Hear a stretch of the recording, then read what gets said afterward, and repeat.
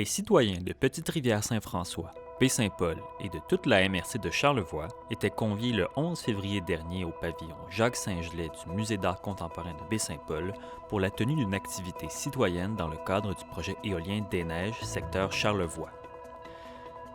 Des élus des municipalités concernées étaient également sur place pour participer aux échanges, excepté pour ceux de Baie-Saint-Paul, dont aucun représentant n'était sur place.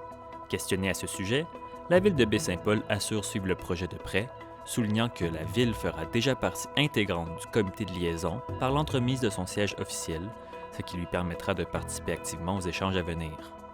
L'activité citoyenne organisée par Boralex et Hydro-Québec aura attiré de nombreux citoyens à la recherche d'un peu plus d'informations sur le projet éolien implanté dans la région. Pour approuver le projet pour les éoliennes, je trouve que c'est l'avenir, puis que c'est un bon projet, puis je trouve que les personnes là, qui sont pour le projet, tu sais, ils n'ont pas assez de vision. On entend plus parler là, les opposants qui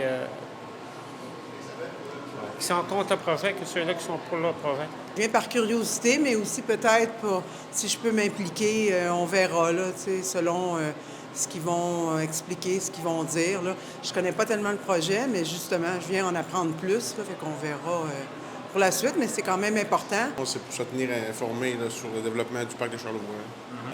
Je pense qu'il faut qu'effectivement que, comme résident, on s'implique dans les grands projets comme ça. Alors, est-ce qu'on pourra changer des choses? Non, mais on pourra les ajuster peut-être tous ensemble. C'est ça mon objectif en tout cas. Alors que le projet éolien s'apprête à amorcer des coupes forestières en milieu dit non sensible, la soirée citoyenne fut l'occasion de présenter où en est le projet, mais surtout de former le volet citoyen du comité de liaison.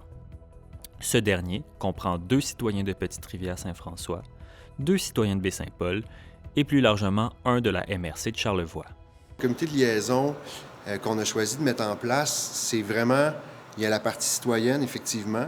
C'est pour ça qu'on incite les gens présentement ce soir à venir, en fait, être les porte-voix des citoyens. Ce qu'on s'attend de ces gens-là, c'est de nous ramener ce que le milieu entend, ce que le milieu veut parler. Donc, le modèle est vraiment pour mettre en place un comité où est-ce qu'on va avoir tous les intervenants autour de la table, puis qu'on puisse avoir un dialogue clair entre chacun des intervenants. Donc, c'est vraiment important de rappeler ce soir, le milieu a l'opportunité, en fait, de se désigner des porte-voix. Donc, ce sera la courroie de transmission avec les citoyens, ce sera vraiment à travers ces représentants-là.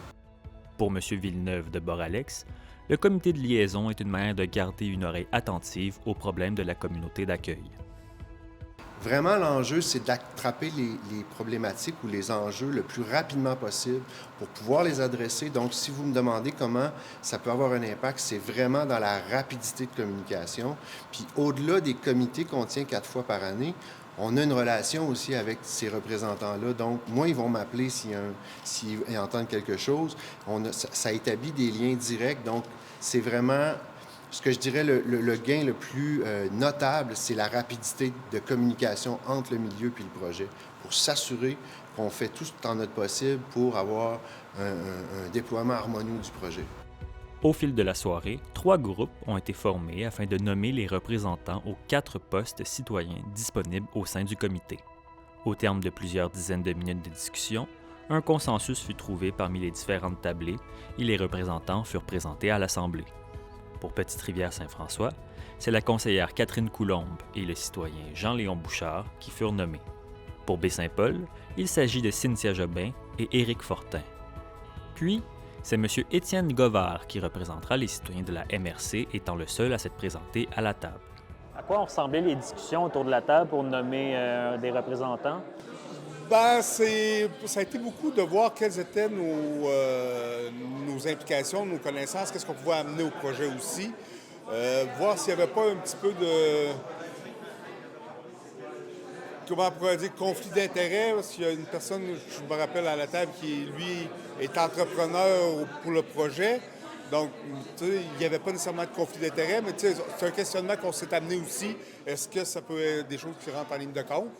Je pense pas que ça aurait vraiment joué, mais je crois que avec l'implication que j'ai par rapport au comité citoyen, ça met déjà une partie de la captation de données du citoyen. Bien, j'ai déjà une infrastructure qui peut la prendre. Là, on est dans la phase où le projet est accepté, il faut décoller, mais il faut quand même avoir un suivi. Il faut quand même avoir une courroie de transmission entre le citoyen et le projet en tant que tel. Je pense que ce comité-là va faire qu'on va être bon pour avoir comme une courroie de transmission entre les deux. Malgré toute l'information dispensée au cours de la soirée par les initiateurs du projet, la nature même du comité en laisse certains un peu confus, se questionnant sur le réel pouvoir dont dispose un tel comité. Je suis peut-être très obtuse, mais je ne comprends pas du tout qu'est-ce que ce comité-là va faire, de quoi on va parler. Parler sur les signalements. On va prendre le temps de répondre à ça. Je comprends pas ça. C'est resté flou parce que le pouvoir de ce comité-là, il reste complètement, comment dire, discrétionnaire, si on peut dire. Il y a le seul pouvoir, c'est d'amener ça aux intervenants qui vont être eux aussi sur le comité, mais le suivi de ça, la responsabilité aussi des citoyens par rapport à ceux qui sont membres du comité, ça, je trouve, soit il n'y a pas de pouvoir, c'est un peu ça que je pense que j'ai compris, c'est que le pouvoir est extrêmement limité. Nul doute que le projet des Neiges continuera de soulever questionnements et inquiétudes. Reste à savoir si le comité de liaison arrivera effectivement à amener ses préoccupations aux oreilles des promoteurs.